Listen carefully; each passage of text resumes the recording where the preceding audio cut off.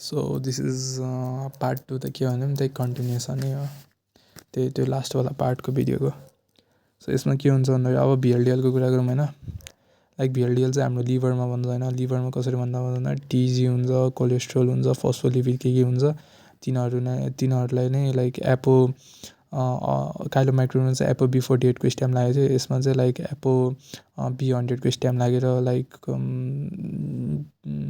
भिएलडिएल भन्ने हो। यो सुरुको भिएलडिएलले चाहिँ लाइक नेसेन्ट भिएलडिएल नि भनिन्छ, किनकि यहाँ म्याच्योर भन्नलाई हाम्रो एपो C2 र एपो E चाहिन्छ, त्यो त छैन। त्यही भएर यो चाहिँ अहिले यो हुन्छ नि इम्याच्योर अथवा नेसेन्टै भनौँ।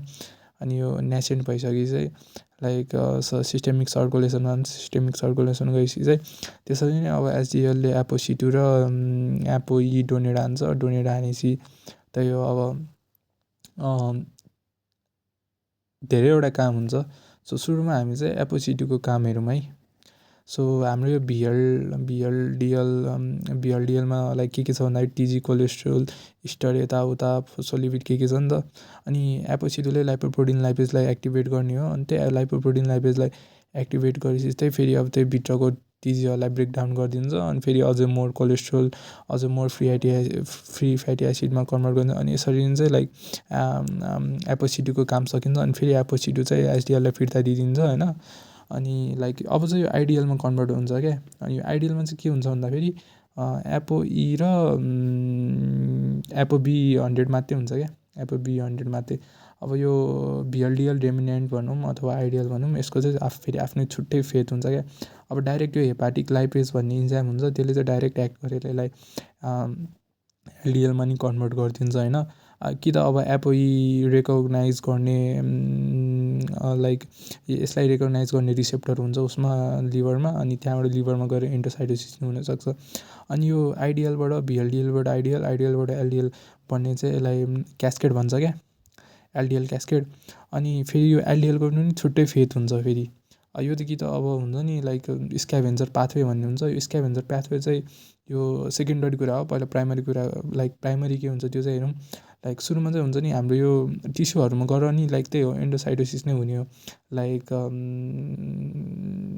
त्यही हो लाइक क्रिएटिन पिट बनाउँछ। त्यो पिट बनाएपछि लाइक त्यो एपो B100लाई रेकगनाइज गर्छ। त्यहाँ रिसेप्टर हुन्छ हाम्रो टिस्युहरूमा एलडिएल रिसेप्टर। त्यो एलडिएल रिसेप्टरले चाहिँ यो एपो B100लाई रेकगनाइज गरेर लाइक एन्डोसाइटोसिस गराउने। अब बडीमा खत्रै हुन्छ नि, डेन्जर एमाउन्टमा हुन्छ नि। अब त्यही अब त्यो मोटे फुच्चेको कुरा गरौँ होइन। या हाम्रो यो प्यारो मोटे फुच्चे यो समिन्द्र भन्ने लाइक यसले खत्रै खायो अरे क्या होइन। खत्रै खाएपछि लाइक हुन्छ नि एलडिएलको कन्सन्ट्रेसन डेन्जर बढ्छ क्या होइन। अनि एलडिएलको कन्सन्ट्रेसन डेन्जर बढेपछि हुन्छ नि यो नर्मली हुन्छ नि, नर्मली चाहिँ हुन्छ। अब टिस्युमा हाम्रो लाइक नर्मली मेटाबलाइज गर्न सकिँदैन क्या, लाइक एन्डोसाइटोसिस हुन सक्दैन।